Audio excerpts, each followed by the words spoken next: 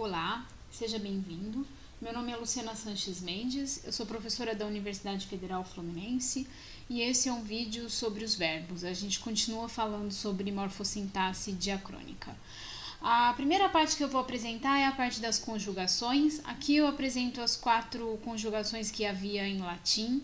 Então, uma terminada em are, uma com ere é longo, uma com ere é breve, uma com ire.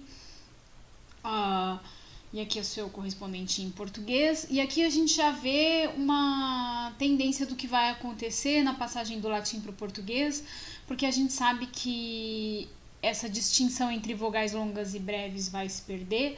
Então a gente já prevê que por questões fonológicas, então vai haver uma fusão entre a segunda e a terceira conjugações. Vou falar um pouquinho da primeira conjugação. No português, ela é, na passagem do latim para o português, a mais resistente, foi a conjugação que menos perdeu verbos, e ela é também uma conjugação que assimilou verbos de outras conjugações. Então, a gente tem aqui esse caso de torrere, que era então de terceira conjugação e passou para a primeira, e esse daqui, que era da quarta, né, do latim e passou para a primeira do português. Além disso, a primeira conjugação é a conjugação que vai assimilar os novos verbos criados na língua portuguesa. Por exemplo, Twitter é uma palavra que tem esse ER no final, mas quando a gente vai criar o verbo em português, ele vai para a primeira conjugação, que é twittar, e não Twitter. Como outros casos, como startar, deletar. Se você inventar um verbo aí, nesse momento ele provavelmente vai ser de primeira conjugação.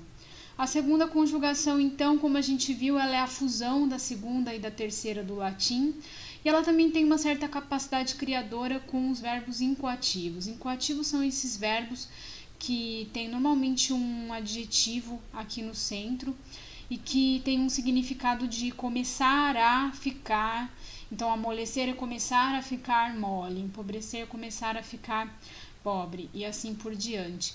Um pouquinho sobre a terceira conjugação, ela teve um certo enriquecimento, ela recebeu palavras de outras conjugações do latim, aqui da segunda e da terceira, e além disso, a gente sabe que tem alguns verbos que a gente encontra lá no português arcaico terminados com ER, como caer e taraer, que vão passar para a terceira conjugação do português, a antiga quarta latina. Depois das conjugações, vou falar um pouco sobre os tempos, o que acontece com os tempos verbais na passagem do latim para o português. Aqui tem uma tabela que eu acho que é bastante bonita, porque em latim a distribuição de tempo e aspecto ela era bastante homogênea, então havia 3 tempos, presente, pretérito e futuro, 2 aspectos, infectum e perfectum, e 2 em cada, então você tem 2 pretéritos, 2 presentes e 2 futuros. Isso é bem diferente do que a gente encontra no quadro do português hoje em dia. A primeira diferença que é importante destacar é que esse futuro aqui não é o futuro que vai derivar o futuro do português. Então, a primeira coisa que eu vou fazer com essa tabela para seguir é eliminar o futuro daqui. Eu já volto a falar do futuro daqui a pouco. Então, a gente fica aqui com 2 presentes e 2 pretéritos, um do infecto, um do perfecto em cada um. O que vai acontecer? Essa forma amauiste, aqui eu estou usando o verbo amar como exemplo, vocês não precisam saber conjugar os verbos em latim, esse curso não é de latim, mas a forma que era usada no presente perfectum, ela passou a ter acepções de passado. Como que ela passou a ter acepções de passado? Para isso teria que dar uma aula de semântica para vocês, mas isso tem a ver com esse aspecto aqui, com o perfectum. Quando ele passa a ter acepções de passado, o amauiste então passa para o lado de cá, porque ele passa a ser uma forma que estava representando o passado.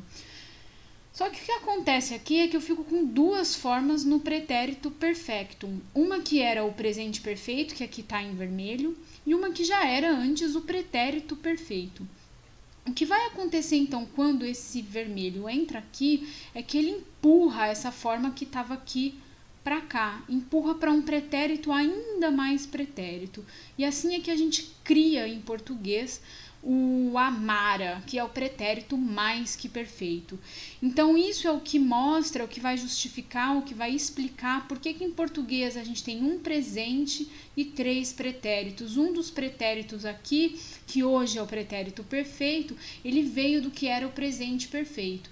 E o pretérito, que é o mais que perfeito em português, veio do pretérito perfeito latino. Então a gente tem imperfeito, perfeito e mais que perfeito, enquanto que no presente a gente tem uma só.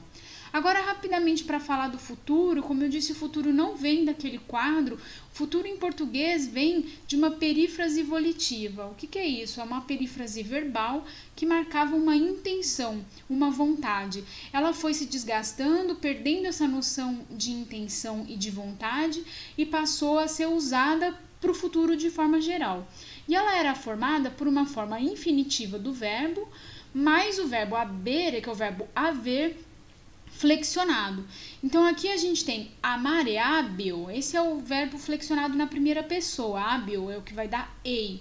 Por várias transformações, como a gente sabe, então hábil vai dar ei. Então se falava amare hábil, em seguida amar ei, como se fosse ei de amar, mas amar ei vai dar o nosso amarei. Então veja que a morfologia do futuro vem do que era na verdade uma palavra separada, ela era o auxiliar dessa perífrase.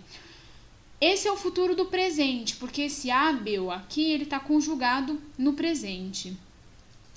O mesmo vai acontecer com essa outra forma, em que o haver vai estar flexionado no imperfeito, vai estar flexionado no pretérito. Essa é a forma que vai dar o futuro do pretérito. Então, você tem um infinitivo, uma forma flexionada no pretérito, amare abeban, amar havia, amaria. E aqui a gente vai ter, então, o que hoje a gente chama de futuro do pretérito. É por isso que as nossas formas de futuro não levam o nome do aspecto, futuro do perfeito ou imperfeito, como acontece com o pretérito. A gente tem essa assimetria em português. É por conta dessa origem de morfologia que vinha de uma palavra separada, aqui então esse ia e esse ei vem de palavras que eram separadas, é por conta disso que a gente tem a mesóclise. Mesóclise é uma forma arcaica em português, justamente porque ela marca esse período em que você tinha uma separação aqui do que hoje é um morfema, intercalado aqui pelo pronome oblíquo. Se você for lá ver o vídeo do pronome oblíquo, você vai ver qual é a origem desse lã aqui nesse pronome oblíquo. Em vez de dizer o amarei, você diz amá-lo-ei. E o fato dessa morfologia de futuro ter vindo justamente de palavras separadas é o que faz com que a mesóclise só seja permitida em português nos tempos futuros. E não, por exemplo, amê-lo-ei no passado. Então essa é a justificativa da mesóclise, essa forma arcaica da língua portuguesa. Então esse foi o vídeo dos verbos. Desejo a vocês bons estudos.